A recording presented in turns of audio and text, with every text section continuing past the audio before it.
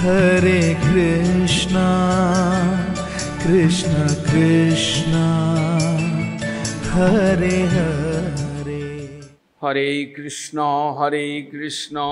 कृष्ण कृष्ण हरे हरे, हरे राम राम राम हरे हरे। वाञ्छाकल्पतरुभ्यश्च कृपा सिन्धुभ्यैव च पतितानां पावनेभ्यो वैष्णवेभ्यो नमो नमः। आज किया जा रहा है जो सुखदेव जी परीक्षित महाराज को 7 दिन सुनाया था, वास्तव में उस तिथि को हम लोग पालन कर रहे हैं। वास्तव में गौड़ीय संप्रदाय में रोज भागवत सुनो, ये सिद्धांत है। भागवत कथा भगवान कृष्ण के चरित्र कथा 7 दिन नहीं, प्रतिदिन प्रति मुहूर्त श्रवण करना है। कथा ही जीवन है।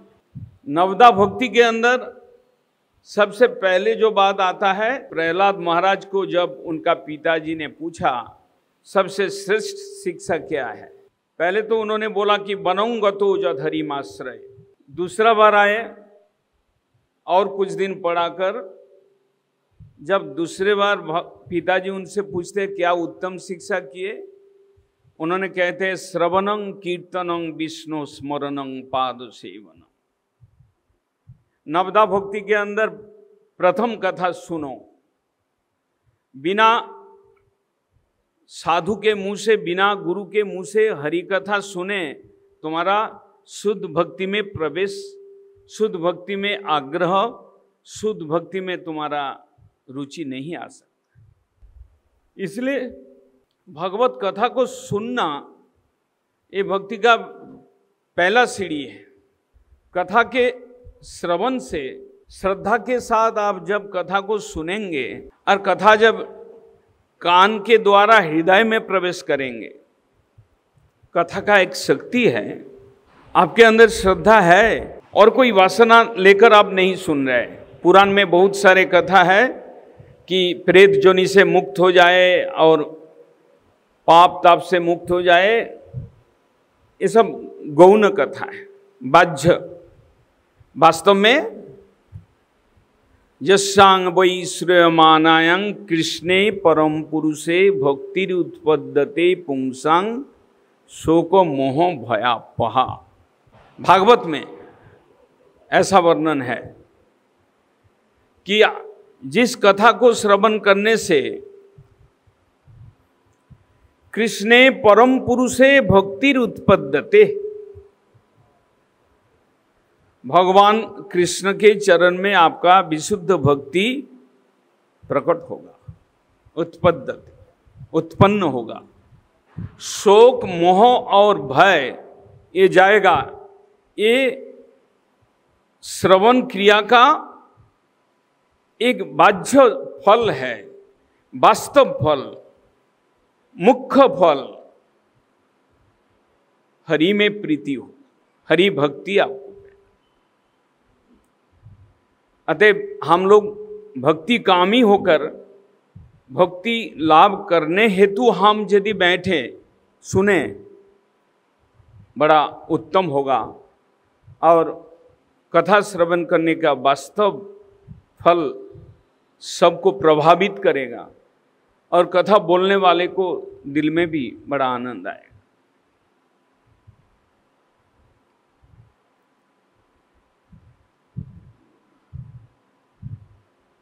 गौड़ीय वैष्णव संप्रदाय में भागवत कथा ज्ञान यज्ञ नहीं होता है, भागवत कथा सप्ताह नहीं होता है। ज्ञान का यज्ञ हम लोग नहीं करते हैं, भागवत कथा का सेवन करते हैं। सेवा बुद्धि से, हाथ से सेवा होता है हरि सेवा, पैर से सेवा होता है परिक्रमा लगाओ, कान से सेवा होता है भगवान का कथा रस पान करते जाओ, ये भी एक सेवा है।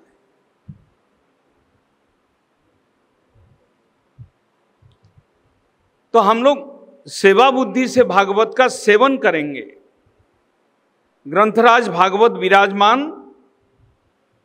हम लोग 7 दिन श्रद्धा सहित भागवत का सेवन करेंगे, सम्मान करेंगे, प्रणाम करेंगे, आरती करेंगे, उनका कथा को आदर के साथ भीतर में प्रवेश कराएंगे, बैठाएंगे, मनन करेंगे। आपका फायदा तब है, आप भक्ति जीवन शुरू किए, आप भक्ति में अग्रसर हुए, आप भक्ति लाभ करते हुए जीवन को सार्थक बना दिया, तब तो आपका भगवत कथा का श्रवण ठीक हुआ। हम कथा का प्रारंभ में ये भी बताएंगे कि भागवत कथा 3 मुख्य सिटिंग बैठक भागवत कथा हुआ था। बद्रिकाश्रम में वेदव्यास जी के आश्रम पर, सरस्वती नदी के पश्चिम तट पर सबसे पहले भागवत का सिटिंग हुआ था, जिसमें वक्ता स्वयं वेदव्यास, जिन्होंने लिखा, श्रोता सुखदेव जी, ब्रह्मलीन पुरुष। लेकिन भाग्यवश ऐसा हुआ, जिनके पास सुनने के लिए बैठे वो स्वयं अपना पिता है। जन्म लेने के पश्चात दौड़कर जंगल में प्रवेश किए थे सुखदेव जी। दुर्भाग्यवश या सौभाग्यवश जिस माया को दूर में रखते हुए सुखदेव जी जंगल के अंदर प्रवेश किया था, माता पिता का मोह में नहीं पड़ेंगे। भागवत श्रवण करने के लिए, प्रभु का कथा श्रवण करने के लिए उनको पिताजी के पास आना पड़ा। उनका पिता ज्ञान नहीं था, वो वेदव्यास जी के पास आए, लेकिन 7 दिन तक वो भगवत कथा सुना। उसका कारण बाद में हम लोग श्रवण करेंगे। लेकिन सबसे पहले भागवत का सिटिंग बदरिकाश्रम के नजदीक निकट सम्माप्रास तीर्थ, जो वेदव्यास जी के आश्रम, वहां पर सुखदेव और वेदव्यास जी का कथोपकथन से हुआ। दूसरा सिटिंग हुआ, सुखदेव जी परीक्षित को सुनाया, मुजफ्फरनगर, सुकतार, हमारा ख्याल से यूपी के अंदर है, दिल्ली से ज़्यादा दूर नहीं है। दिल्ली से हरिद्वार जाते समय पड़ता है सुकतार, सुकरतली। वहाँ पर सुखदेव परीक्षित महाराज को सुनाया था। उनके साथ में और ऋषि मुनि, देश के नागरिक बहुत सारे थे। तीसरा सिटिंग हुआ था ये नैमिषारण्य में, जहाँ पर सुत गोस्वामी, जिन्होंने सुखदेव जी के सभा में भी बैठकर सुन रहे थे, उन्होंने 60,000 ऋषियों के सामने यहाँ पर नैमिषारण्य में भागवत कथा सुनाया। और इस तरह से आज धरती पर हजारों लाखों भागवत कथा का बैठक चल रहा है। हम ध्यान करने जा रहे हैं, किनका कथा हम बोलने जा रहे हैं? स्वयं परमेश्वर कृष्ण, सत्यम परम धीमहि। सत्य वस्तु पर वस्तु को मैं ध्यान करता हूं। भागवत का मंगलाचरण वस्तु का निर्देश दे रहा है। हम इस संसार में किसका ध्यान करते हैं? ध्यान का वस्तु कितना प्रकार की, लेकिन शास्त्र कहते, भागवत कहते, सत्य वस्तु, परम सत्य वस्तु को ध्यान करो, जिनसे ये सृष्टि स्थिति प्रलय हो रहा है। जन्माद्यस्य जतो अन्याद इतरतश्च अर्थेषु अभिज्ञ सराट। जो सृष्टि कार्य में पूरा जिनका जानकारी है, अर्थेषु अभिज्ञ, जो सराट स्वतंत्र तत्व है, तेजो बारी मृदांग जथा विनिमय जत्तो तीसर्गम ऋषा। माटी, जल, अग्नि, ये तीनों का विनिमय में कितना ये विश्व का सृष्टि हुआ। सृष्टि को देखने में सत्य लगता है लेकिन मिथ्या, देखने में मिथ्या लगता है लेकिन सत्य। ईश्वर के अवस्थान हेतु मिट्टी का बनाया हुआ चीज भी सत्य है। मेरा बॉडी पंचभूत से बना, लेकिन मैं सत्य हूं कैसे? मेरे अंदर ईश्वर विराजमान है। सत्य जैसा प्रतीत होता हूं और सत्य होते हुए भी मैं मिथ्या हूं। मेरे को ज्यादा दिन नहीं रहना है। ये शरीर का विनाश है, सृष्टि का विनाश है। सत्य होते हुए भी मिथ्या है, झूठ। ऐसा जो भगवान जिन्होंने सृष्टि स्थिति लय के मूल तेने ब्रह्म हृदय जो आदि कमोए मुज्जंती जत सूरय, जिन्होंने ब्रह्मा के हृदय में सृष्टि का ज्ञान, धर्म का ज्ञान प्रकाश किया, जिन तत्वों में देवतागण भी मोह प्राप्त हो जाते, मुज्जंती जत सूरय। हम तो क्या है, मनुष्य क्या है? देवतागण भी जिनके बारे में, जिनको समझने में मुज्जंती मोह प्राप्त होते हैं। ऐसा वस्तु तंग सत्यम परं धीमहि, ऐसा सत्य वस्तु पर वस्तु को हम लोग ध्यान करते हैं। ये भगवान का ध्यान, प्रणाम। दूसरा श्लोक में उनका धर्मों के बारे में बोल रहा है। भागवत में जो धर्म का वर्णन है उसके बारे में बोल रहा है। धर्म प्रज्जित कोई तो वत्र परमो निर्मोत्सरणांग सताम।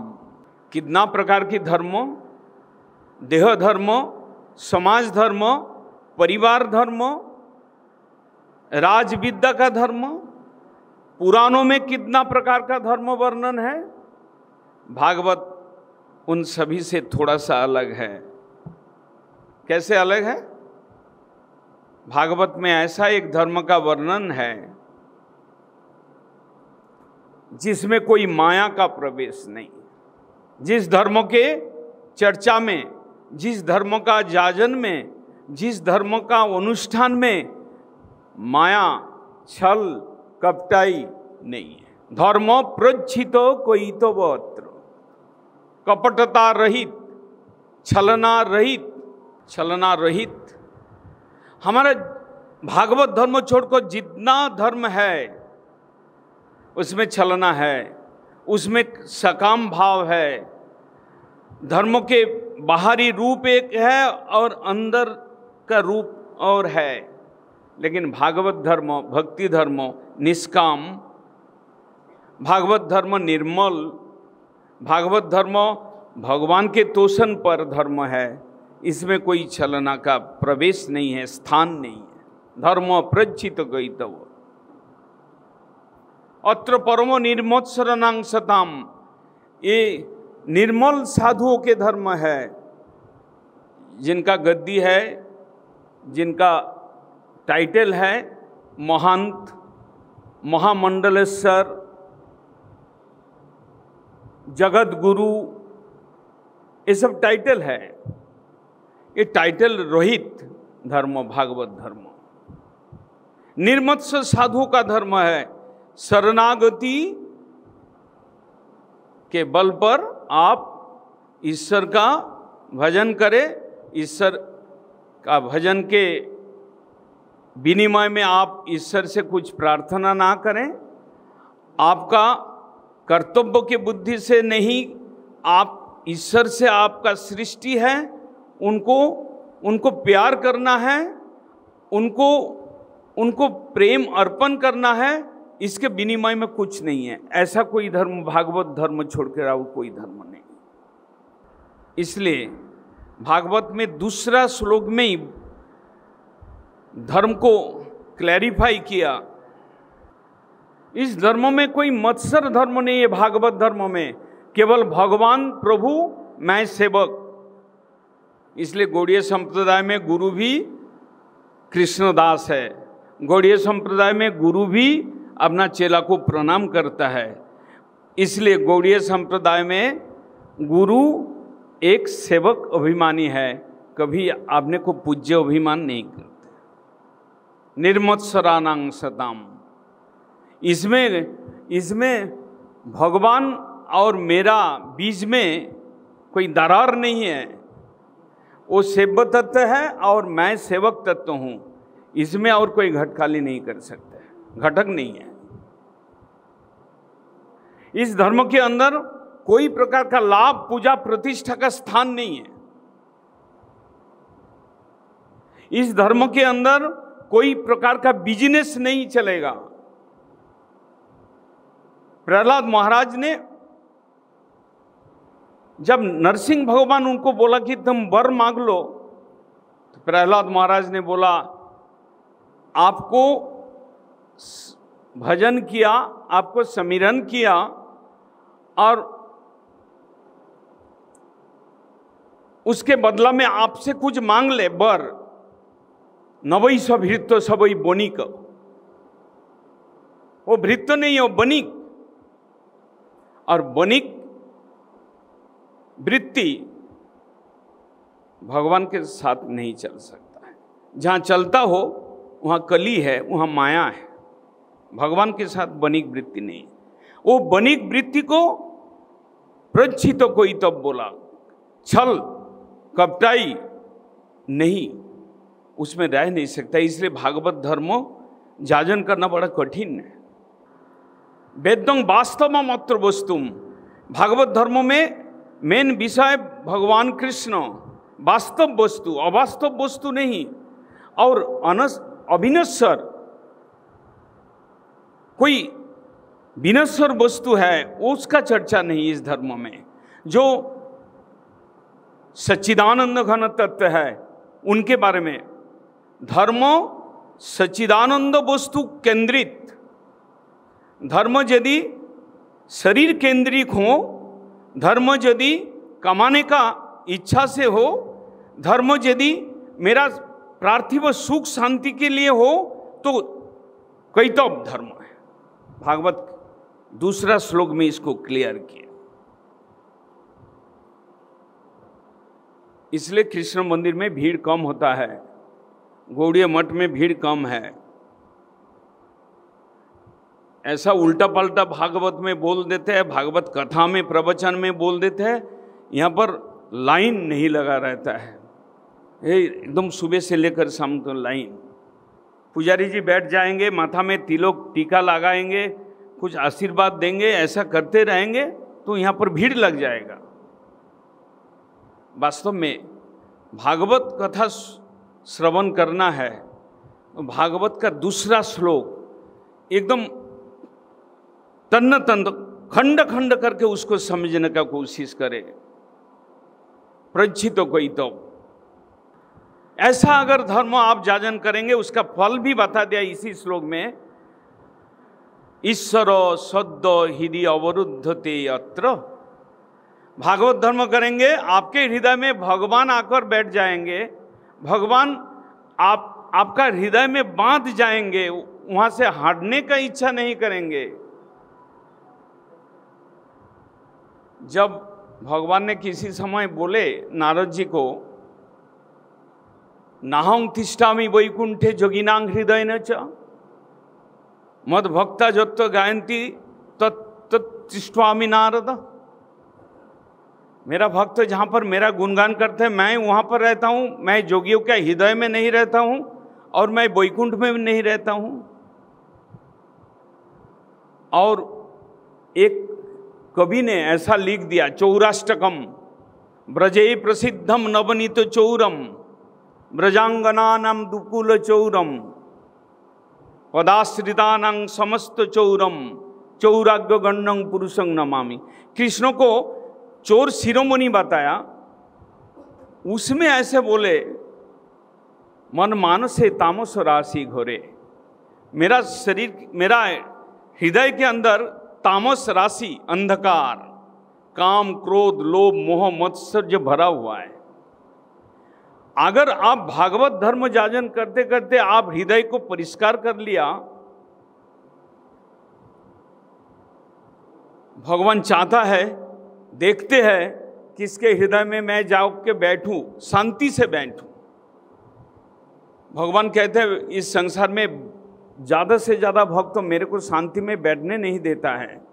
हम किसी के पास चले जाते हैं, ये ले आओ, वो ले आओ, ये ले आओ, मेरा लड़का का नौकरी दो, लड़की का शादी करा दो, व्यापार ठीक नहीं चल रहा, ऐसे मांगते रहते हैं। तो भगवान उधर नहीं रहते, भाग जाते, क्योंकि परेशान कर देगा। लेकिन कोई भक्त बोलते हैं, प्रभु तुम मेरा हृदय में बैठो, मैं जन्म जन्म तेरा दासत्व कर सकूं, शुद्ध दासत्व कर सकूं। ऐसा जो भक्त है तो भगवान वहाँ पर आके बैठते हैं, क्योंकि ये परेशान मेरे को नहीं करेगा। आज ये चीज़ चाहिए तो काल फलाना चीज़ चाहिए, फिर इसी तरह से एकदम सारा साल का एक व्यापार चलता रहेगा। एक तो देते हैं तो और एक तो चाहिए, दूसरा देते हैं तो तीसरा चाहिए। वहाँ पर भगवान का मजा नहीं आता है। कभी कोई रिश्तेदार के घर में आप जाएं तो मजा भी आ जाता है, बड़ा प्रेम से, बड़ा दिल खोलकर आपका सेवा किया, आपको मजा आ गया हो।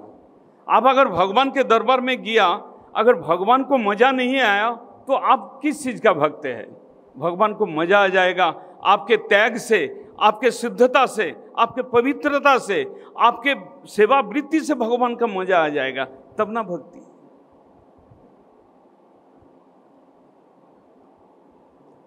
भागवत धर्म ऐसा है जहां पर हरि को संतुष्ट करना है, अपना संतोष के लिए कोई 1% भी सोचना नहीं।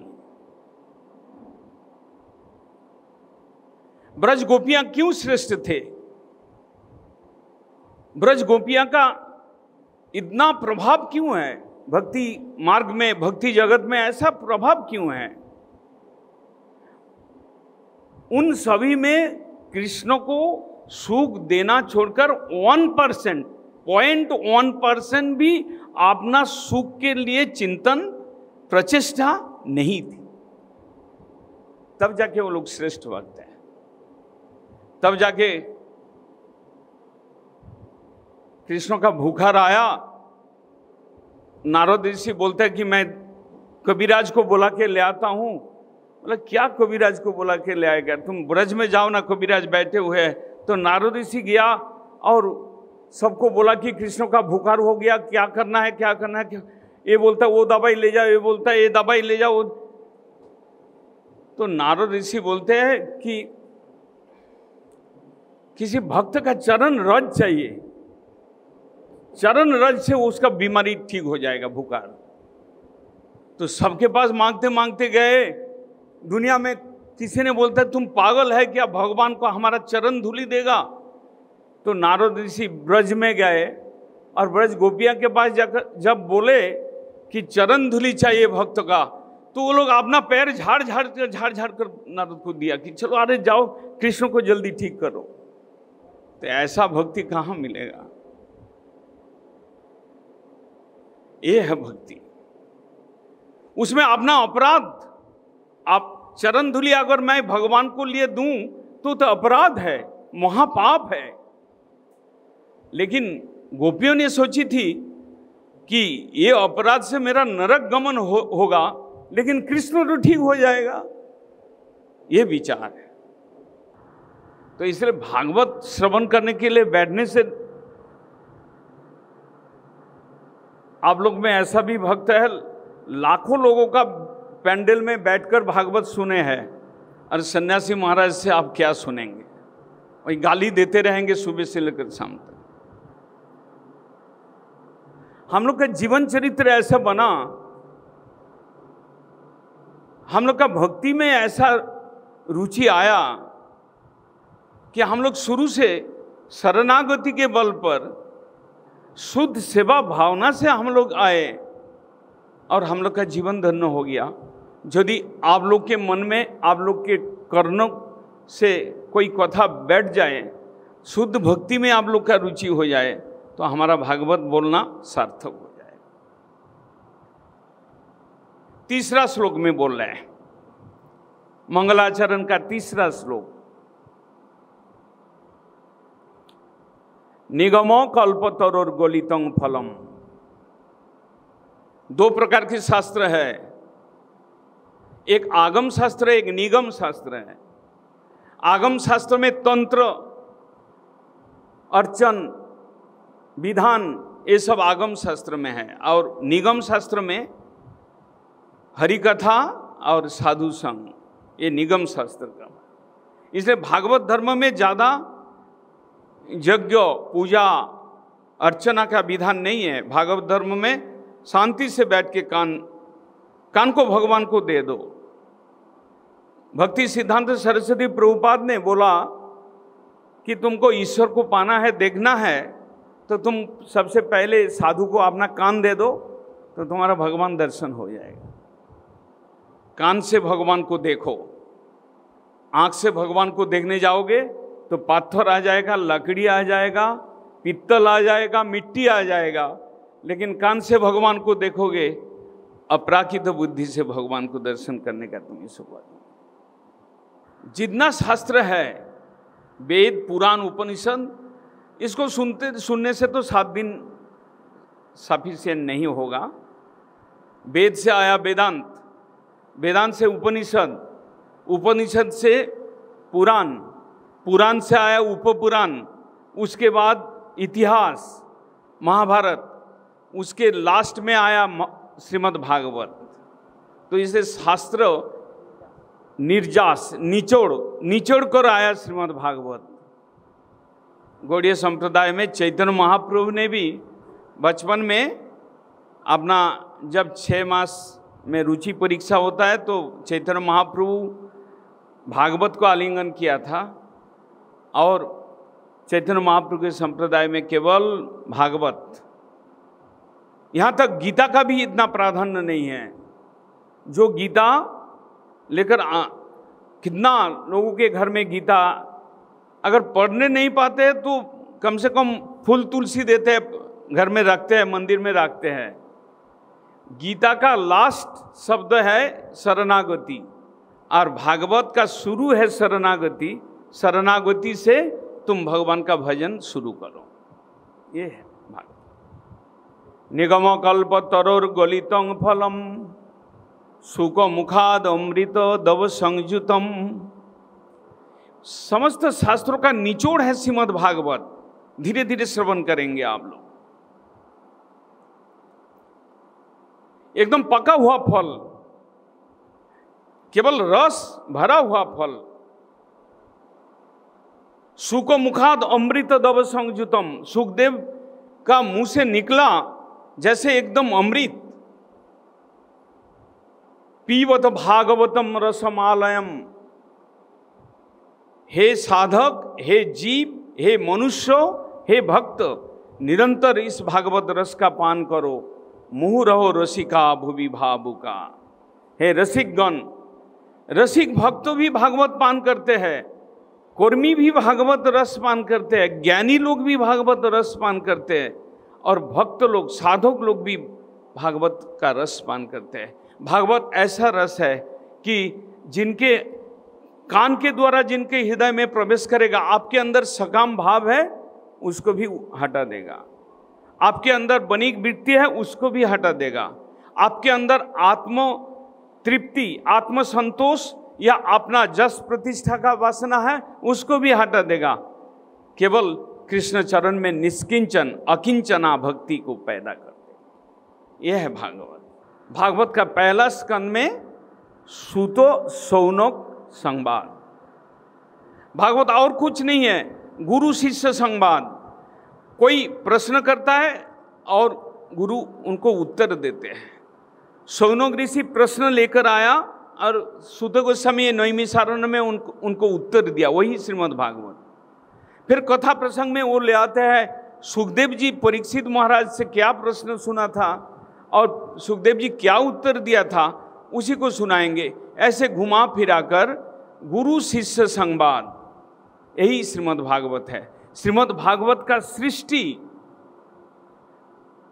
का कथा ये भागवत का पहला स्कंद में आता है, मैं बाद में आपको बताते हैं। लेकिन कथा का प्रारंभ होता है कि 60,000 ऋषि, उनके अंदर मुख्य रूप से शौनक ऋषि, उन्होंने सूत गोस्वामी जी को प्रश्न किया, 6 प्रश्न किया कि आत्यंतिक श्रेय क्या है, किससे आत्मा प्रसन्नता मिलता है, 2, तीसरा है भगवान का जशक कथा, भगवान का अवतार कथा, भगवान का चरित कथा, लीला कथा, और जैसे ही कृष्ण द्वापर युग के अंत में इस संसार छोड़कर चले गए तो धर्मों कहाँ पर आश्रित रहे। धर्मो सदा कृष्णो सधामोपगते धर्मो ज्ञानादिभि सह कलौ नष्ट दृशामेशो पुराणार्को धुनोदितो। कलियुग द्वापर युग का अंत कब हुआ? जब कृष्ण इस संसार छोड़ दिया, उस दिन द्वापर युग का अंत हुआ और कलियुग का प्रवृत्ति हुआ। ये 6 प्रश्न।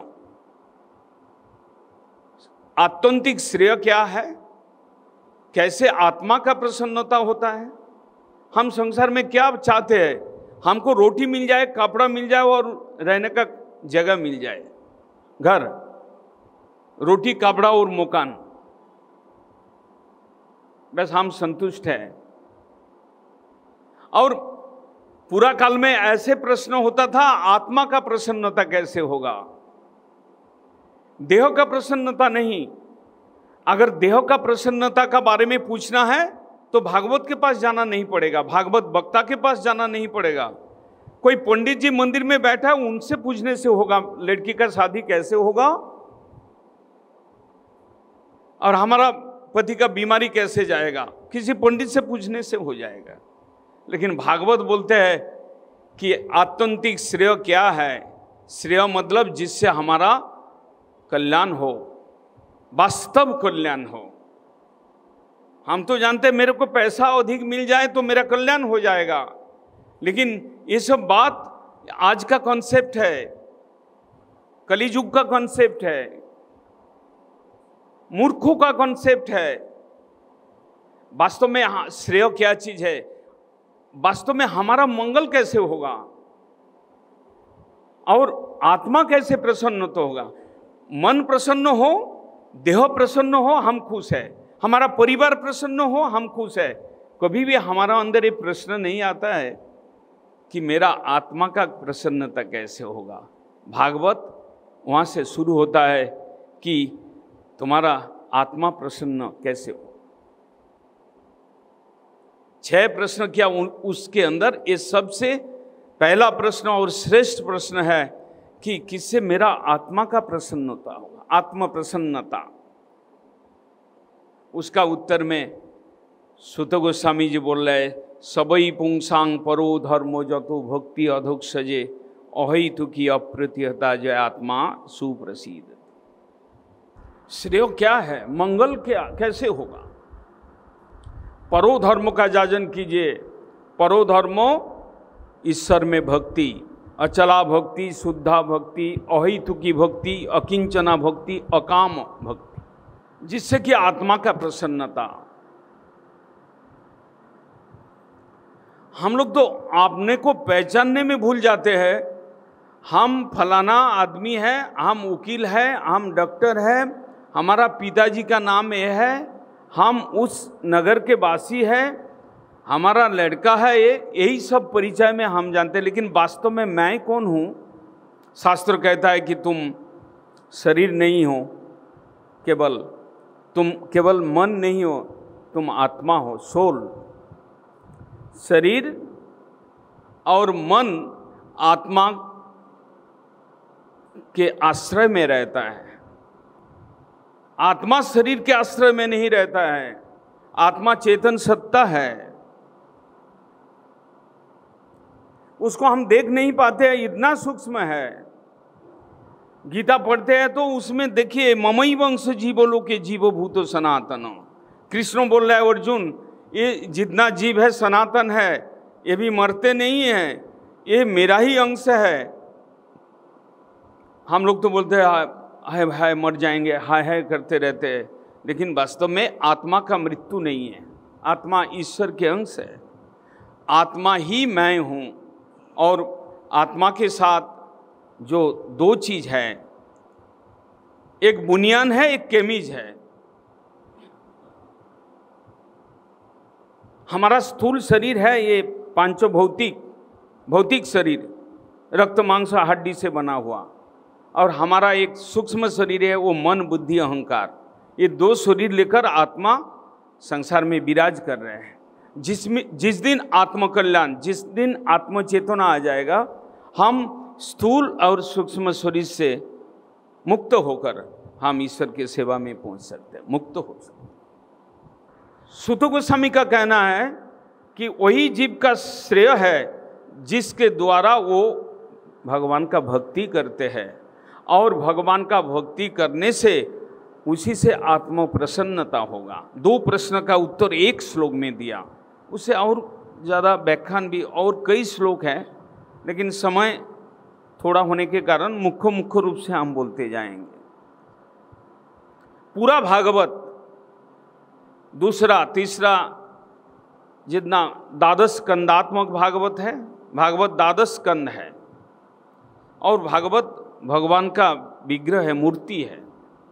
श्री कृष्ण परिवर्तित, कृष्ण अपना रूप को बदलकर शास्त्रों के रूप में आए। इसलिए देखिएगा कि सिख संप्रदाय में गुरु ग्रंथ साहिब, ग्रंथ गुरु है, ग्रंथ भगवान। पूरे भागवत में भगवान का अवतार कथा, भगवान का जशक कथा, गुण का महिमा और भगवान का लीला कथा पूरा भागवत में है।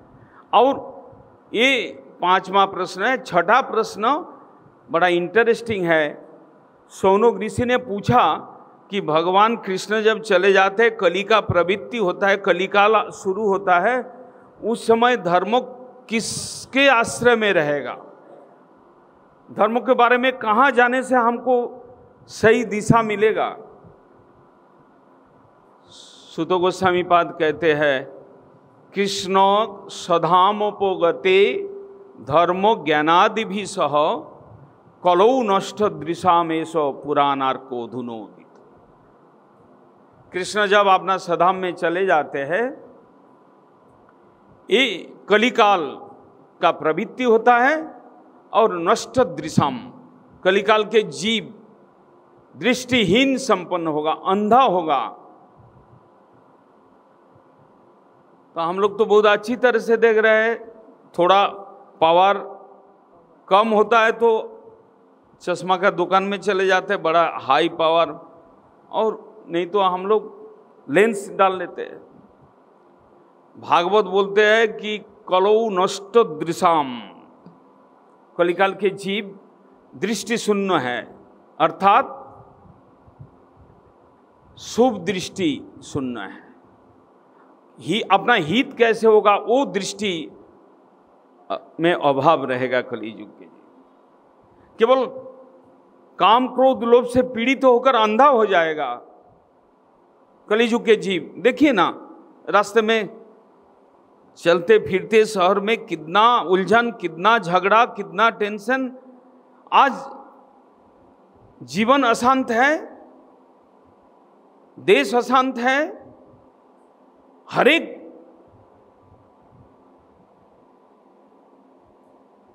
जगह पर अशांति है।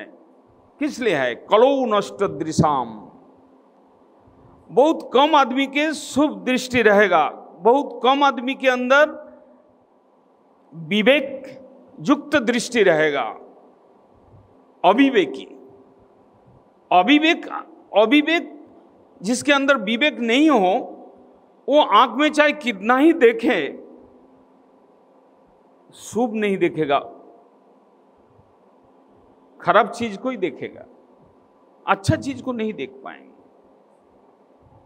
भागवत में एक शब्द है, इसलिए कलौ नष्ट दृशाम, कलियुग के मनुष्य के अंदर, बहुत कम आदमी के अंदर सत दृष्टि देखने का, अच्छा देखने का आदत कलियुग के जीव के अंदर नहीं रहेगा। कलौ नष्ट दृशाम। और ऐसा नष्ट दृष्टि संपन्न व्यक्तियों को दिशा दिखाने के लिए, धर्मों की ओर खींचने के लिए, धर्मों को ओर आकर्षण करने के लिए भागवत का सृष्टि होगा। जैसे ही कृष्ण चले जाएंगे, ऐसे ही पुराणार्कोधुनोदितो, पुराण रूप सूर्य उदित होगा, जो कि दृष्टिहीन असत दृष्टि संपन्न जीवों को धर्म का दिशा दिखाएगा। इसलिए तो भागवत का इतना प्रचार है कलियुग में। सूत गोस्वामी पहले ही बोल दिया कि धर्म भागवत में आश्रित रहेगा। दृष्टिहीन अथवा कुदृष्टि संपन्न मनुष्य को दिशा दिखाएगा। वास्तव धर्म क्या है, वास्तव मनुष्यत्व क्या है, वास्तव जीवन क्या है, जीवन का सर्वश्रेष्ठ प्राप्ति क्या है, भागवत दिखाएगा। कलौ नष्ट दृशाम एषो पुराणार्कोधुनोदितो। आप तो शिव पुराण पढ़ेंगे, आप तो वराह पुराण कथा सुनेंगे। कहाँ क्या चीज है हमारा फायदा के लिए, वो पुराण आपके पास पहुंच जाएगा। पुराण कथा वाचक भी आपके पास पहुंच जाएगा। क्यों?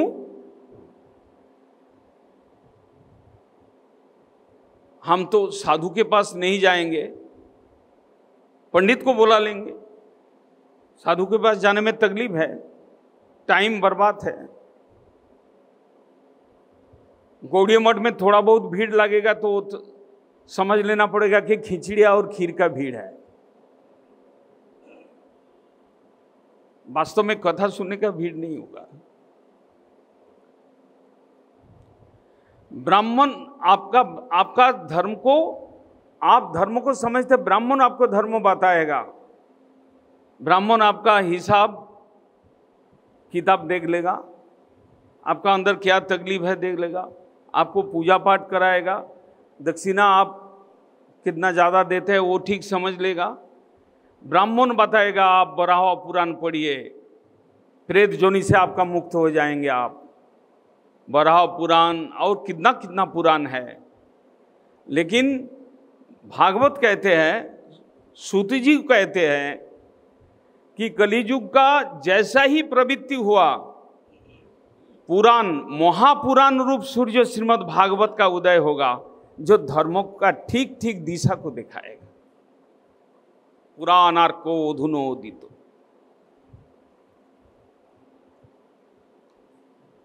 वास्तव में जीव आज भ्रमित है, वास्तव में हम लोग भ्रमित है। समाज व्यवस्था आज छिन्न भिन्न हो चुका है, हो रहा है। उसी में समाज बंधन या परिवार के प्रेम बंधन में जो भी जहाँ पर दिखाई पड़ रहा है थोड़ा बहुत, जहाँ पर भागवत धर्म का प्रभाव है, जहाँ पर भक्ति शुद्ध भक्ति जहाँ पर स्थिति है, वहीं पर थोड़ा प्रेम, वहाँ पर थोड़ा शांति, वहाँ पर थोड़ा वातावरण अच्छा दिखाई पड़ता है। नहीं तो हम कितना फिर रहे हैं, कितना पीछे पीछे फिर रहा है। हम गीता पढ़ते हैं, गीता में भगवान ने बोल दिया कृष्ण अर्जुन को, कामोस्तो हिता ज्ञाना प्रपद्यन्ते अन्न देवता। एकदम श्लोक कृष्ण बोल दिया, मेरा मंदिर में नहीं आकर दूसरा मंदिर में यदि भीड़ देखो तो समझ लेना वहां पर काम है, मांगने का आदमी ज्यादा है। कामोस्तो हित ज्ञाना, कामना चालित होकर ज्ञान को खो दिया, इसलिए वहां पर भीड़ लगाया। कहां पर डोर बांध रहे, कहां पर नारियल तोड़ रहे हैं, कहां क्या कुछ नहीं हो रहा है। गीता में उसका प्रमाण है, कामोस्तो हित ज्ञाना प्रपद्यन्ते अन्न देवता। आप तो बोलेंगे कि गुरुजी आप तो कृष्ण भक्त है इसलिए आप ऐसे ही निंदा करते रहेंगे। निंदा को कोई बात नहीं है, ये कृष्ण स्वयं गीता में बोल दिया है, जिस गीता को हम सम्मान करते हैं कि मेरा मंदिर में भीड़ नहीं होगा कलियुग में। देवी का मंदिर में, देवी पूजन में, और जो एस्ट्रोलॉजर है उनके दरबार में ज्यादा भीड़ होगा। क्यों? आदमी परेशान है, या तो कोई दुख है या तो कोई चीज को पाना है, भगवान छोड़कर। हमको ईश्वर नहीं चाहिए, ईश्वर भक्ति नहीं चाहिए, हमको संसार के वस्तु कुछ चाहिए, अथवा हमारा अंदर कुछ तकलीफ है, हमारा बीवी का तकलीफ है, हमारा स्त्री का तकलीफ है, हमारा लड़का का तकलीफ है, उसको मिटाने के लिए जाते हैं। लेकिन अकामो सर्व कामो मोक्ष कामो वा उदारधि तीव्रेन भक्ति जोगेन जजते पुरुषं पुरम। आप कामना रहित हो या आप कामना युक्त हो, आप सांसारिक वस्तुकामी हो या मोक्षकामी हो, जजते पुरुषं परम। जो बुद्धिमान होगा वो कृष्ण के चरण में जाएगा, कामना रहेगा तो समाप्त कर देगा। कामना को आप भूल जाएंगे। कृष्ण ऐसा परम तत्व है, ऐसा हितकारी है, ऐसा निरुपाधिक करुणा करते हैं। अभी कथा सुनते सुनते सौनकादि ऋषिगण सूत गोस्वामी को एक प्रश्न पूछ लिया, अच्छा महाराज जी, कौन युग में भागवत का सृष्टि हुआ? किनके द्वारा ये भागवत आए? ये भागवत कौन, प्रवक्ता कौन है? भागवत को किसने सुना था? किनके प्रेरणा से भागवत का सृष्टि हुआ? ये सारे 2-4 प्रश्नों सौनक ऋषि ने पूछ लिया। उसमें भागवत का पहला स्कंद समाप्त होता है कि जब सूत गोस्वामी जी कहने लगते हैं कि भागवत कैसे सृष्टि हुआ। सृष्टि से ही मालूम पड़ जाएगा भागवत का महिमा क्या है, भागवत का चमत्कारिता क्या है। भगवान के 27 अवतार के रूप में आए वेदव्यास, कृष्ण द्वैपायन वेदव्यास, और दापुर युग का अंत, जिस समय सृष्टि का आदि में भगवान नारायण ब्रह्मा को वेदवाणी उपदेश किया था। श्रौत धारा में ब्रह्मा के बाद ब्रह्मा उस वेदवाणी को धारण किया, फिर उसके बाद उन्होंने अपना पुत्र नारद को दिया, फिर नारद से वेदव्यास को मिला। वेदव्यास जी वेद का रचना किए। वेदव्यास जी स्वयं भगवान के अवतार है, वरना कोई मनुष्य वेद को रचना नहीं कर सकते। भगवान के तत्वों के बारे में, भगवान के विषय में, धर्मों के बारे में भगवान ही प्रकाश कर सकते हैं, मनुष्य नहीं प्रकाश करते। मनुष्य का बुद्धि में भ्रम, प्रमाद, ये सब त्रुटि रह सकता है। लेकिन इसलिए भगवान वेदव्यास जी के रूप में आए, वेद को रचना किया। उसके बाद वेदांत, उपनिषद आदि रचना करने के पश्चात किसी समय वो अपना बदरिकाश्रम में, अपना आश्रम में बैठे हुए थे और बड़ा चिंतित थे, दुखी थे। भागवत कहाँ से आया उसका वर्णन कर रहे सूत गोस्वामी पर। बड़ा दुखी होकर बैठे हुए थे। एक दिन पेड़ के नीचे अपना आश्रम में बैठे हुए थे, सोच रहे थे कि हम जीव कल्याण के लिए वेद रचना किया, वेद का विभाजन किया, वेदांत, उपनिषद, पुराण रचना किया, लेकिन फिर भी हमारा मन में शांति नहीं है। मैं दुखी हूं। वेदव्यास जी को दुख का कोई कारण नहीं था, लेकिन वो विमर्श होकर बैठे हुए थे। भगवान की इच्छा से नारद ऋषि उनके आश्रम में पहुंचे और गुरुदेव को देखकर वेदव्यास जी प्रणाम किए और अपना हृदय का बात गुरु जी को बताएंगे ऐसा मन में सोच रहे थे। तब तक नारद ऋषि बोलते हैं कि तुम दुखी क्यों हो, तुम्हारा मन विषन्न क्यों है? तुम्हारा जितना तुम शास्त्र रचना किया, विधि दिया, विधान दिया, सब कुछ जीव कल्याण के लिए, जीव को शांति पहुंचाने के लिए, वो सब ग्रंथ लिखने के पश्चात यदि तुम दुखी रहोगे तो तुम्हारा ग्रंथ पढ़कर वो लोग को सुख कैसे मिलेगा? नारद जी पूछा। वेदव्यास जी कहते हैं कि वास्तव में गुरुजी मेरा मन दुखी है, आपने ठीक बोला, लेकिन मैं भी कारण नहीं समझ पा रहा कि मेरा अंतर में क्यों शांति नहीं है, क्यों मैं दुखी हूं। मैं जीव के लिए, जीव कल्याण के लिए इतना सारे ग्रंथ रचना किया, लेकिन मेरे अंदर ही दुख। इसका कारण आप बताइए गुरुदेव।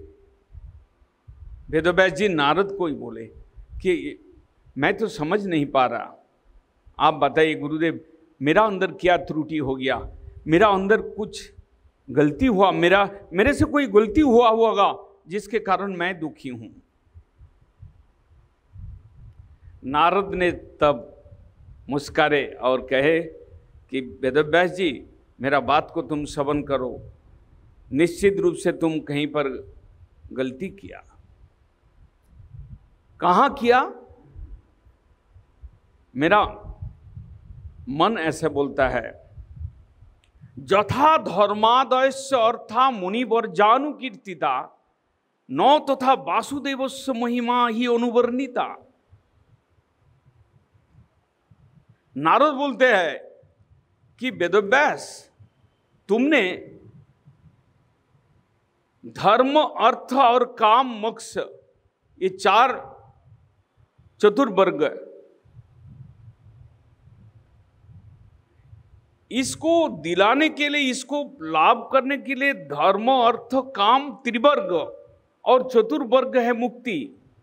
तुम जीव को यथा धर्मादयस्य मुनिवर्जानु कीर्तिता, धर्म, अर्थ, काम, इसको लाभ करने के लिए जिस तरह से तुम ग्रंथ में बहुत सारे कथा वर्णन किया, न तथा वासुदेवस्य महिमा जनुवर्णिता, तुम उतना वासुदेव भगवान कृष्ण का महिमा इतना नहीं बोले। लोग कैसे धर्म करेगा, धर्म के द्वारा कैसे अर्थ उपार्जन करेगा, अर्थ पाने के बाद कैसे काम भोग करेगा, ये त्रिवर्ग का कथा तुम्हारा ग्रंथ में बहुत है। तुम बड़ा बड़ा कर विस्तृत रूप से धर्म, अर्थ, काम और अंत में जाके मोक्ष के बारे में बोले हो, लेकिन भगवान वासुदेव वसति सर्वत्रमिति वासुदेव, भगवान का एक नाम है वासुदेव, जो सब जगह पर बसते हैं, सब जगह पर रह सकते हैं, वो उनका नाम है वासुदेव। वासुति सर्वं आत्मकुक्षी मध्य इति वासुदेव, जो सब कुछ को सृष्टि के लय होने पर अपना शरीर में वासा दे सकता है, रहने का स्थान दे सकता है, उनका नाम है वासुदेव। भगवान का वासुदेव, भगवान वासुदेव का ऐसा चमत्कार नाम आया। सब जीवों के अंदर वो बैठते हैं, सब जीवों के अंदर वो रहते हैं, हृदय गुफा में रहते हैं। एक चिट्ठी से लेकर इंद्र, भगवान देवराज इंद्र तक, सबके अंदर भगवान विराजमान है। और सृष्टि का लय हो जाए सब जीव, पूरा विश्व ब्रह्मांड उनके शरीर में वो अंतर में डालकर वो रह सकता है। इसलिए भगवान का एक नाम है वासुदेव। अभी नारद जी बोलते हैं वेदव्यास जी को, तुमने मनुष्य जो स्वभाव सिद्ध है संसार धर्मों प्रवृत्ति मार्ग में भोग सुख पाने के लिए जिनका स्वभाव में ही है, उनको तुम सिखा रहे हो कि कैसे संसार करोगे। उनके लिए कई शास्त्र में तुम वर्णन किया है कैसे संसार धर्म होगा, कैसे अर्थ कमा सकते हो, कैसे काम भोग कर सकते हो। इसमें आप बहुत सारे ग्रंथ लिख लिया, लेकिन वासुदेव का महिमा, कृष्ण कथा तुम विशेष रूप से वर्णन नहीं किया। और उससे जीवों का जो कष्ट है संसार में प्रवृत्ति मार्ग में सब लोग ऑटोमेटिक चलता रहेगा, उसके लिए बहुत सारे विधि विधान दिया तुमने। लेकिन जो भक्ति मार्ग में नहीं जा सकते, भक्ति मार्ग का जो सहज पथ है भगवान को पाने के लिए, डायरेक्ट मार्ग है, उस भक्ति मार्ग को लिए तुमने कोई ऐसा कोई ग्रंथ नहीं रचना किया जिसमें मनुष्य पढ़े सुने और साक्षात डायरेक्ट रूप से भगवान के चरण में पहुंच जाए। कर्म मार्ग में घूम घूम के सीढ़ी चढ़ते चढ़ते फिर ज्ञान मार्ग में, फिर योग मार्ग में, फिर जाके भक्ति मार्ग में जाएगा। तुम ऐसा करके शास्त्र में वर्णन दिया, लेकिन डायरेक्ट भक्ति योग, जिससे कि भगवान का कथा सुनते सुनते हृदय काम मुक्त हो जाए, क्रोध मुक्त हो जाए, हृदय निर्मल हो जाए और भगवान के चरण में उनका भक्ति उत्पन्न हो जाए। ऐसा कोई शास्त्र तुमने नहीं लिखा। और उससे जीवों का कष्ट है, संसार भोगते भोगते निवृत्त होकर कष्ट पाकर कोई कोई जीव कई जन्म के बाद वो सोचता है कि हम यहाँ पर इतना कष्ट क्यों भोग रहे हैं। भगवान सुख स्वरूप है, उनका भजन करना ही हमारा उचित है। इतना देर बाद वो समझ रहे हैं कि भगवान का भजन करना चाहिए। तुम ऐसा एक ग्रंथ लिखो कि जिससे कि शुरू से ही मनुष्य, चाहे बाल है, चाहे वृद्ध हो, चाहे स्त्री हो, चाहे पुरुष हो, चाहे गृहस्थ हो, चाहे वानप्रस्थी हो, शुरू से ही ऐसा संस्कार उनको मिले। उस ग्रंथ को पढ़ के ऐसा भक्ति का संस्कार मिले जो कि डायरेक्ट रूप से भगवान के लोक में चले जाए और नित्य धाम में चले जाए, उनका कष्ट का लाघव हो जाए। 50 जन्म 84 लाख जानी जोनी भ्रमण ना करना पड़े। 84 लाख जोनी भ्रमण करते करते तुम उनको भगवान का भक्ति सिखाओगे। और शुरू से ही बचपन से ध्रुव महाराज भक्त बन गए, बचपन से ही प्रहलाद महाराज भक्त बन गए। कैसे भक्त बने आप लोग को मालूम है, धीरे धीरे सुनेंगे।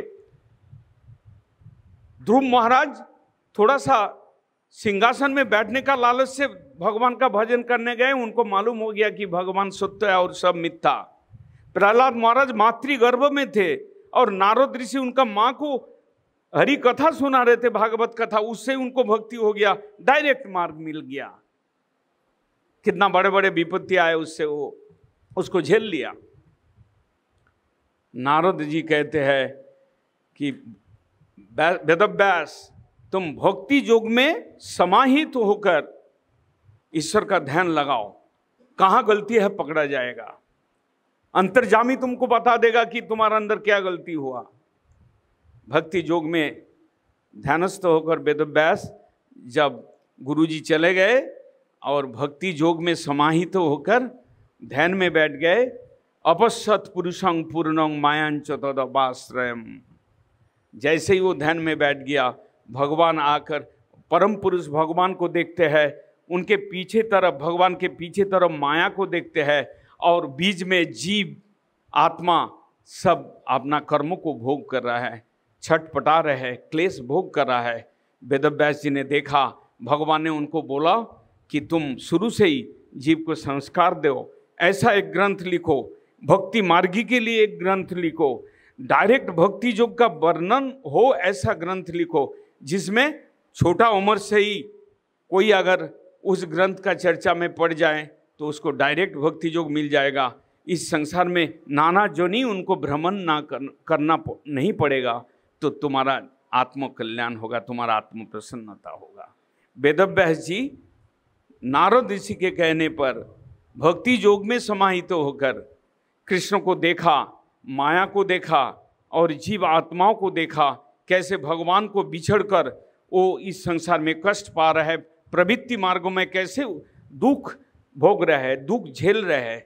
इसको देखकर वेदव्यास जी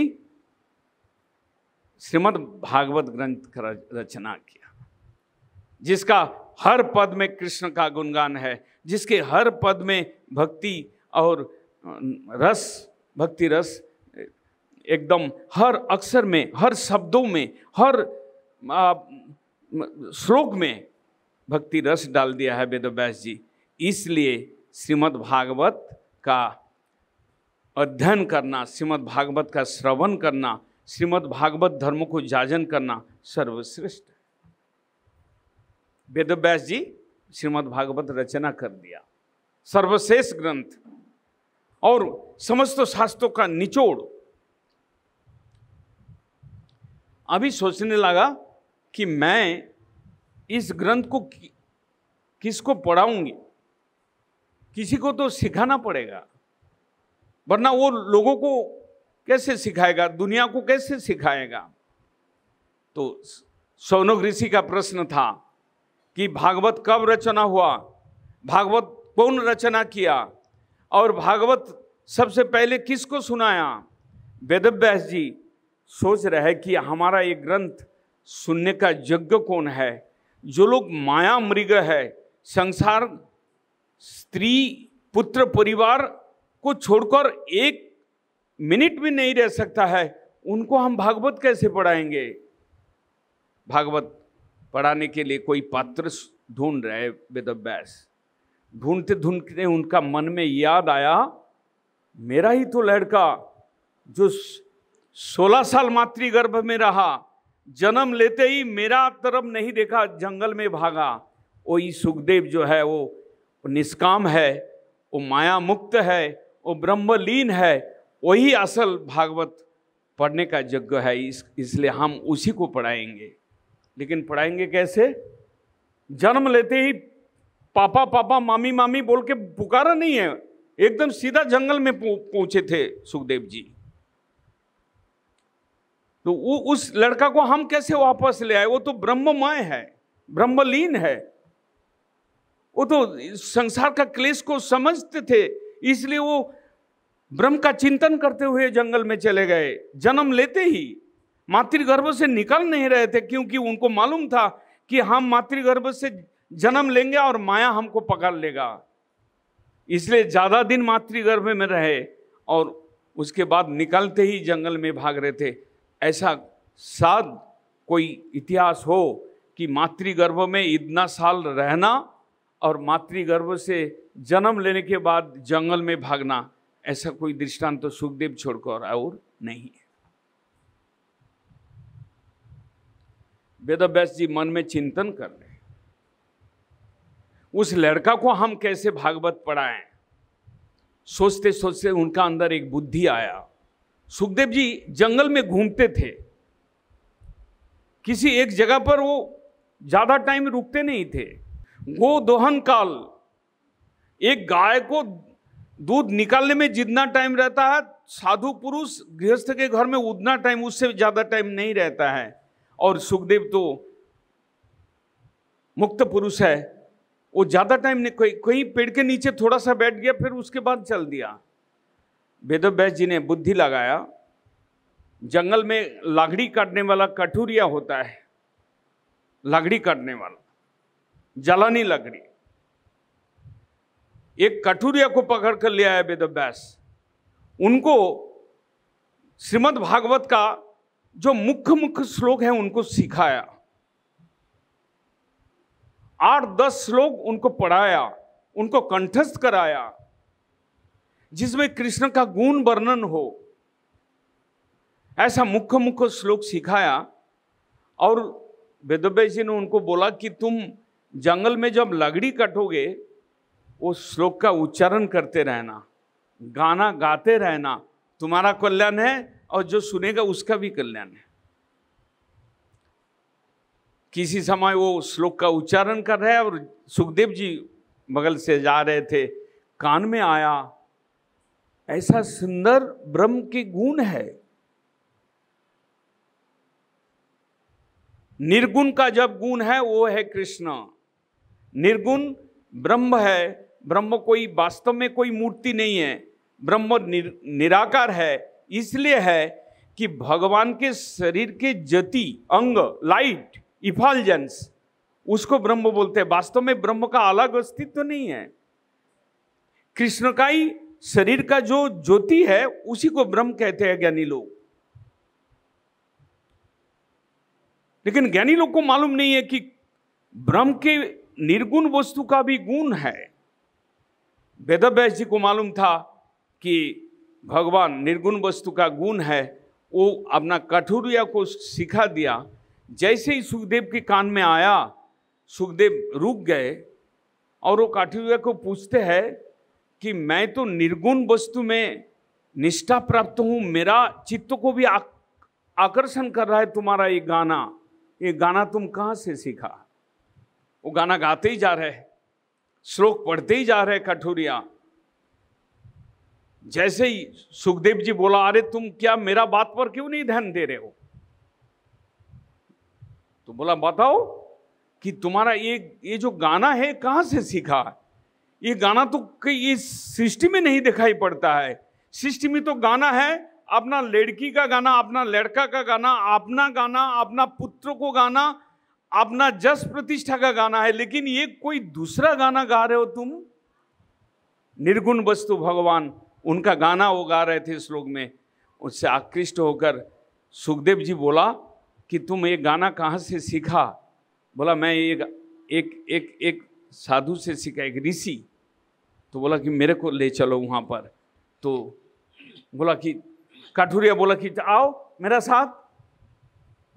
वो चलते चलते चलते थे तो वहीं पहुँच गया वेदव्यास का आश्रम, बदरिकाश्रम, उनका पिताजी के पास। जन्म लेते ही जिसको छोड़कर भागा, वहीं पर सुखदेव जी वहाँ पर पहुँच गया। यह है भागवत। अगर श्रद्धा से सुना जाए भागवत, रोज सुना जाए, भगवान में प्रेम उत्पन्न होगा। आपके हृदय के अंदर काम, क्रोध, लोभ, मोह, मद, जितना शत्रु है वो भागेगा ऑटोमेटिक, अगर श्रद्धा से आप सुन। सुखदेव जी को मालूम नहीं है कि मेरा पिताजी है। उनका पिता क्या है, माता क्या है, वो किसको छोड़ के गया था जंगल में, उनको तो वो तो देखा ही नहीं पिताजी को कभी।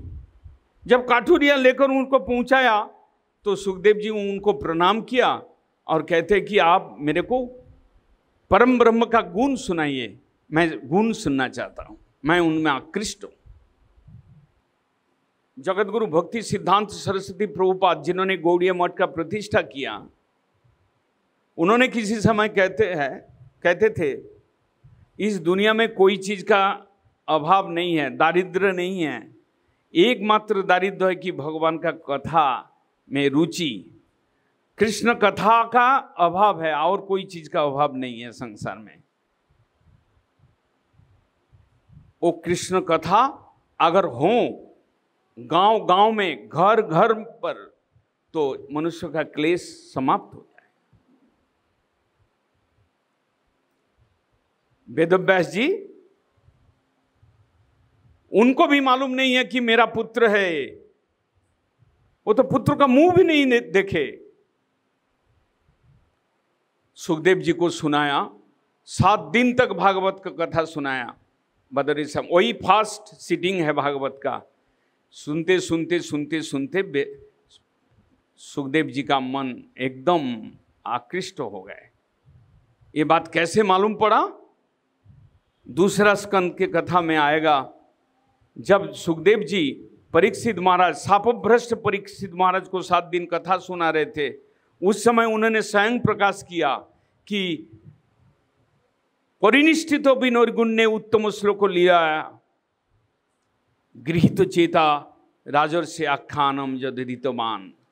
मैं निर्गुण वस्तु ब्रह्म में लीन था, लेकिन निर्गुण का जो गुण है उसमें आकृष्ट होकर, जिस कारण मैं माया छोड़कर मैं जन्म लेते ही भाग गए थे, भगवान का गुण सुनने के लिए मेरा पिताजी के पास ही मेरे को जाना पड़ा था। ये बात बाद में खुलासा किया। तो शौनक ऋषि का प्रश्न था कि किसने भागवत सृष्टि किया, कब सृष्टि किया, कैसे सृष्टि किया, और सबसे पहले भागवत किसको सुनाया था? अपना लड़का परीक्षित महाराज को, अपना लड़का सुखदेव जी को सुनाया था। किस परिस्थिति में सुनाया था उसका वर्णन पहला स्कंद में है कि महाभारत का कथा आता है, जब कौरव वंश में सब एक एक करके स्वर्गवास हो रहा था। उसके बाद पंचपांडव के एकमात्र पुत्र जो अर्जुन के पुत्र अभिमन्यु, वो भी चक्रव्यूह में मारा गए, लेकिन उनका स्त्री के गर्भ में परीक्षित महाराज थे, उत्तरा देवी के गर्भ में। पंचपांडव को निर्वंश करने के लिए अश्वत्थामा ब्रह्मास्त्र छोड़े थे, उत्तरा देवी के गर्भ को लक्ष्य करते हुए। उस समय उत्तरा देवी भगवान कृष्ण का नाम पुकारे थे कि पाही माम ऐसे करते करते कृष्ण की तरफ दौड़ रहे थे। बाद में भगवान सुदर्शन चक्र से अपना अश्वत्थामा का ब्रह्मास्त्र को छिन्न भिन्न किया और परीक्षित को रक्षा किया। इसी से उनका नाम है परीक्षित। मृत्यु के द्वार से निकाल आए परीक्षा देते देते, और जब परीक्षित का जन्म हुआ उत्तरा का गर्भ से, गर्भ के अंदर वो एक पुरुष को देखा था, कृष्ण का रूप को देखा था। जन्म लेने के पश्चात वो हर एक आदमी को देखते रहते थे कि गर्भ के अंदर जो पुरुष का दर्शन हुआ वो कहाँ है, परीक्षा करते थे, इसलिए उसका नाम है परीक्षित। पंचपांडव के एकमात्र वंशधार, उसी को सुखदेव जी भागवत कथा सुनाया था। दूसरा सीटिंग है, किस परिस्थिति में सुनाया? परीक्षित महाराज बाद में राजा हुए, पंचपांडव प्रस्थान किए भगवान के लोक में, स्वर्गलोक में प्रस्थान किए। उसके बाद परीक्षित अपना राजकार्य चला रहे थे। परीक्षित के समय ही कली का प्रवेश हुआ। परीक्षित जंगल में मृगया करने के लिए, शिकार करने के लिए जाते हैं। वहाँ किसी दिन उनको बड़ा तृष्णा, पानी पीने का इच्छा होता है। पानी, जंगल में पानी कहाँ मिलेगा, ढूंढते ढूंढते एक ऋषि के आश्रम में जाते हैं, समीक ऋषि के आश्रम में। समीक ऋषि ध्यान मग्न थे, उनसे पानी मांगते हैं परीक्षित महाराज। तो समीक ऋषि ध्यान मग्न होने के कारण उनको पानी नहीं दिया, और परीक्षित महाराज के अंदर क्रोध आया। वो क्रोध भी कली का ही चेला था, मस्तक में मुकुट था परीक्षित महाराज का, उससे उनके क्रोध आया। जो काम कभी नहीं किया उन्होंने कर बैठा। एक मरा हुआ सांप को धनुष के अग्रभाग में उठाकर उस समीक ऋषि उनके गले में डाल दिया, और कुछ देर बाद उनका लड़का जब आया श्रृंगी, देखा कि मेरा पिताजी के गले पर मरा हुआ सांप। लड़का लोग बोला कि एक राजा आया था और उसने ये तुम्हारा पिताजी को ऐसे असम्मान किया। वो ऋषि पुत्र श्रृंगी ने अभिशाप दे दिया कि जो भी राजा मेरा पिताजी के गले में मरा हुआ सांप दिया, उनको आज से 7वां दिन तक्षक दंशन में उनका मृत्यु होगा। अभिशाप दे दिया। जैसा अभिशाप दिया उसके बाद पिताजी का चेतना आया। समीक ऋषि कहते हैं कि ये कैसे कर दिया बालक, तुमने बड़ा अनर्थ कर दिया। वो तो पानी मांग रहा था, वो देश के राजा था, उनको पानी देना तो धर्म था हमारा। हमने पानी नहीं दिया, हमने अन्याय किया, और तुमने क्यों अभिशाप दे दिया? बाद में वो समीक ऋषि क्या करते हैं, अपना एक शिष्य को भेजते हैं परीक्षित महाराज के घर पर। परीक्षित महाराज मरा हुआ सांप को डालकर जैसे ही जा रहे थे घर में, भीतर में अनुशोचना आ रहा था, मैंने अच्छा काम नहीं किया। धार्मिक राजा थे, पंचपांडव के वंश में उनका जन्म है, और जन्म के समय पर उन्होंने कृष्ण को देखा मातृगर्भ में, लेकिन उन्होंने ऐसा काम कर दिया तो आक्षेप हो रहा था, बड़ा अनुशोचना हो रहा था। जैसे वो घर तक पहुंचे तब तक समीक ऋषि के शिष्य जाकर कहते हैं, महाराज आपके लिए एक अनर्थ, कुसंवाद, अशुभ संवाद है आपके लिए। परीक्षित महाराज एकदम सोच रहे थे कि मेरा कर्म का फल निश्चित रूप से एक खराब फल मेरा पास आएगा। उन्होंने बोला कि तुम बताओ मेरे लिए क्या अशुभ संवाद है। तो समीर ऋषि के शिष्य ने बताया कि आपका आज से 7वां दिन तक्षक दंशन में आपका मृत्यु होगा। ऋषि पुत्रों ने आपको अभिशाप दिया। ऋषि ने मेरे को भेजा कि 7 दिन में आप ऐसा कुछ काम कर सकते हैं कि जिससे कि आपका जीवन सार्थक हो जाए, इसलिए जल्दी से हमारा गुरुदेव आपको ये संवाद देने के लिए भेजा। 7 दिन का समय मिला परीक्षित महाराज को, और परीक्षित महाराज बड़ा दुखी थे भीतर से।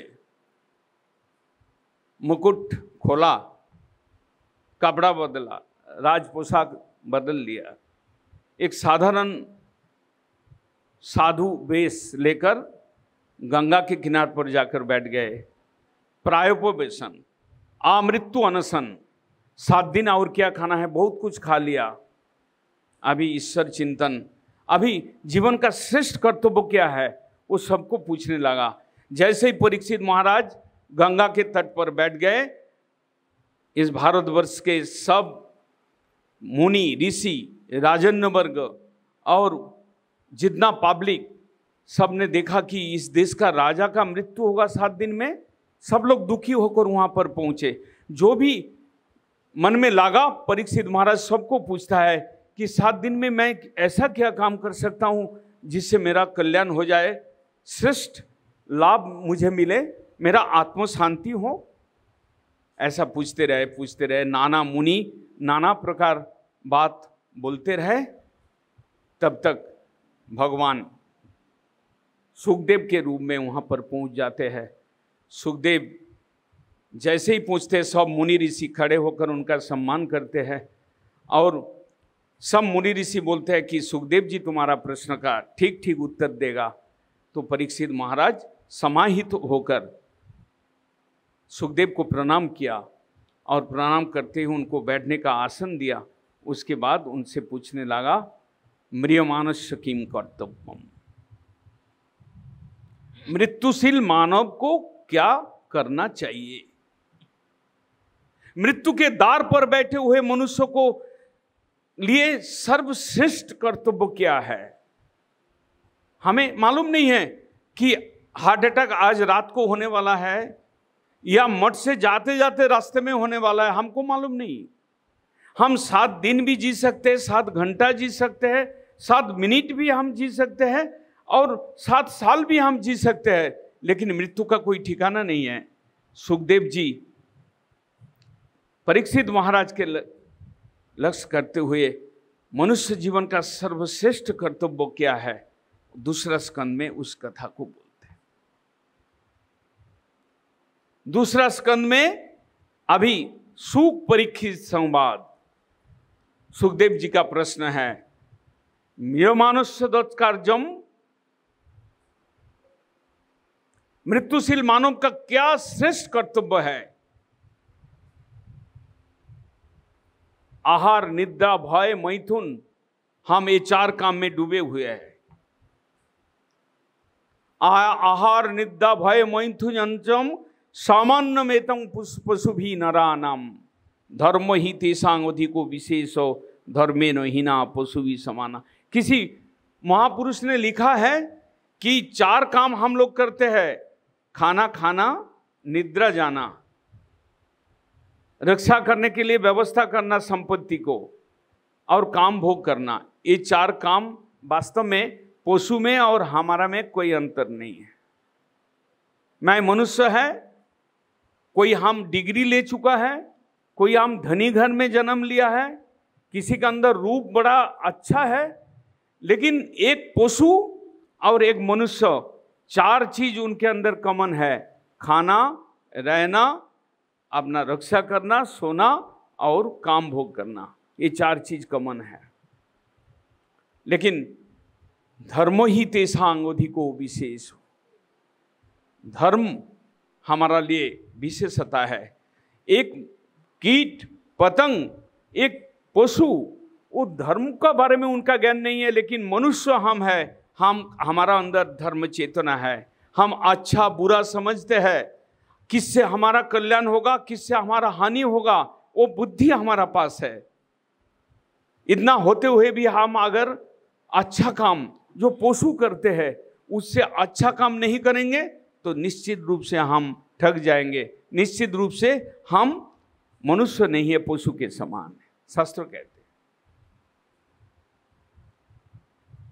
सुखदेव जी से प्रश्न किया परीक्षित महाराज कि मैं मृत्यु के द्वार पर बैठे हैं, आज से 7वां दिन हमारा मृत्यु, हमारा लिखन, विधि का लिखन है, हमारा नियति, हमारा भाग, आज से 7वां दिन। मैं इस देश का राजा हूं और मैं कोई अन्याय काम किया जिसके वजह से मेरा ये शाप मिला मेरे को।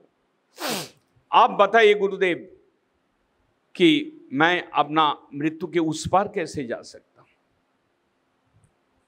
मृत्यु के इस पार तो हम लोग हैं, पुनः पुनः आना जाना कर रहे हैं। कर्मों के फल से हम भ्रमण कर रहे हैं कर्म चक्र में, लेकिन हम कभी नहीं सोचा कि उस पर में कैसे जाना है। बहुत कम आदमी सोचते हैं कि हम उस पर में कैसे जा सकते हैं, मृत्यु को कैसे हम जय कर सकते हैं, लांघ सकते हैं, मृत्यु को जय करते हुए हम अमर कैसे बन सकते हैं, ऐसा हम लोग कभी नहीं सोचे। लेकिन परीक्षित महाराज का समय आया था, उन्होंने सोचने में उनको मजबूर किया उनका भाग। परीक्षित महाराज जैसे ही प्रश्न किया, गरीना गरियान ये सोते प्रश्न, सुखदेव जी बोलते हैं तुम्हारा प्रश्न बड़ा उत्तम है। त्रिन पुनाति ही, तीनों आदमी को पवित्र करेगा तुम्हारा प्रश्न। प्रश्न करने वाला, प्रश्न का उत्तर देने वाला और बाकी जो लोग श्रवण करेंगे तीनों का कल्याण है, ऐसा प्रश्न तुमने पूछा।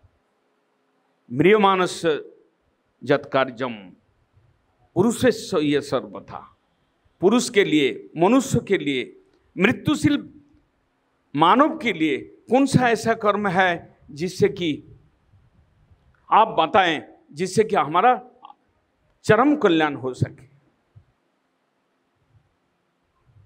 सुखदेव जी धीरे धीरे उत्तर देने लग रहे हैं और हम लोग आज शुरू हुआ दिन है, थोड़ा भूमिका और पहला स्कंद का कथा बोले, कल दूसरा स्कंद और आगे का कथा सुनेंगे हम लोग। यहाँ पर हम अपना वाणी को विराम देते हैं। हरे कृष्ण।